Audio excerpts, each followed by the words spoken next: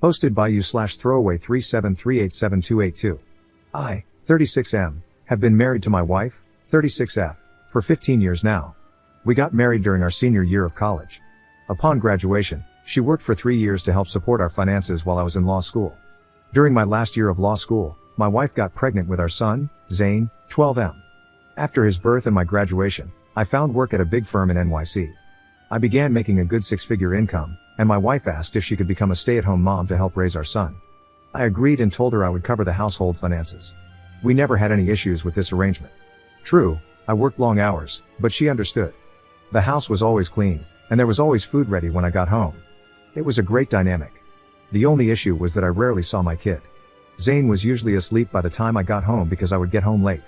Zane and his mom were close because they spent so much time together. Fast forward to 2020, and COVID hit. During COVID, firms, including the one I worked at, moved to remote work. I was happy because I could work from home and spend more time with my wife and kid. Zane loved it. He would bring his Legos and toys into my room, sit on the floor, and play near me. We could talk and have a good time. At first, my wife was happy about it. She liked seeing us together, and she would join us in the room, too. I would do my work, and they would hang around. However, if everything had stayed great, I wouldn't be writing this. It's been 3 years since 2020, and my firm still allows remote work, so I still take advantage of it. Zane still comes in to play on his Switch or iPad and even does his schoolwork in there while I work. My wife doesn't join us anymore, she just sits in the other room watching TV. A few nights ago, I asked her if everything was okay, and she got loud and angry, which she has never done before. She began accusing me of stealing Zane from her. She said it used to be just the two of them laughing and having fun, but now all he wants to do is stay near my office or in my office. I was shocked. I told my wife that he is my kid too and that with me here, we can all spend time together, unlike before when I couldn't. She said I was trying to emotionally steal her son from her. I reminded her again that he is my son too, and I deserve to be around him as much as she does. My wife began crying, packed an overnight bag, and decided to stay with her sister. I was left dumbfounded by how quickly the conversation had gone south. It's been 3 days since she left, and her texts have been dry, basically just asking me to go back to working on-site at my firm. I don't want to do this, as I'd much rather work from home closer to my family. I've spoken with her sister, who says she sees no issue with what I am doing and said she will try to reason with my wife. I told one of my friends, and he asked if it was possible that Zane wasn't my kid and that my wife was feeling guilty seeing us together.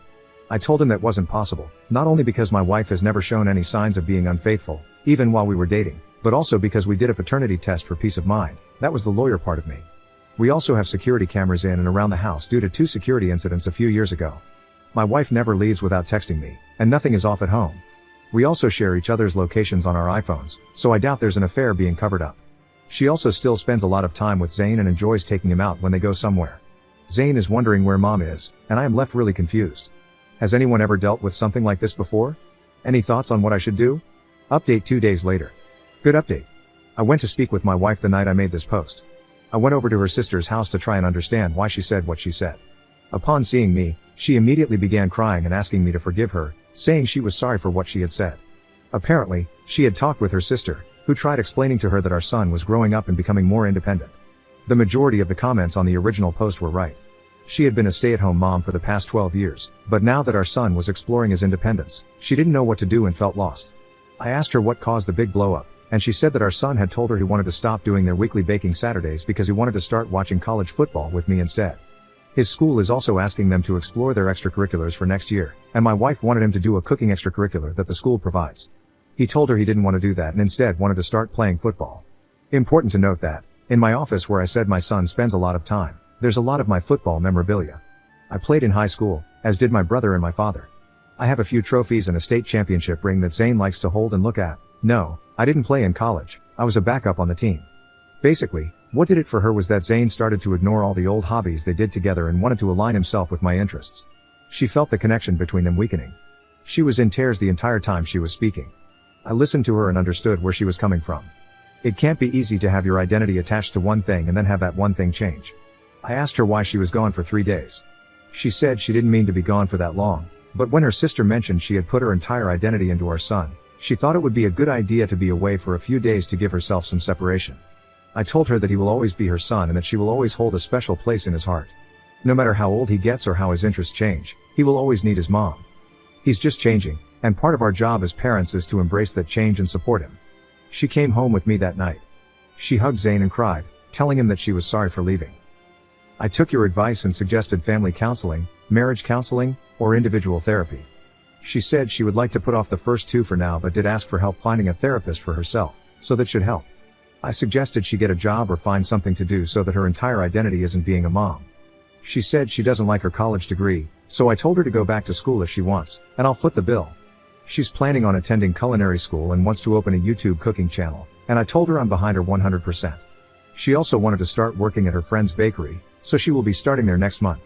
I also suggested group family time so that the three of us can do more activities together. I'm also asking Zane if he would want to have designated mom time and designated dad time. He can do activities with his mom, and I can do activities with him. He asked me to help him practice football, so I'm thrilled to do that with him. We also decided that mom and dad need to have their alone time, so Zane is going to get more free time to himself. The past 2 nights have been great, and I'm happy to see my wife happy and back home with us.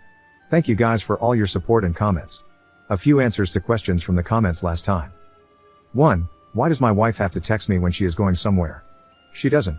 We both text each other out of our free will.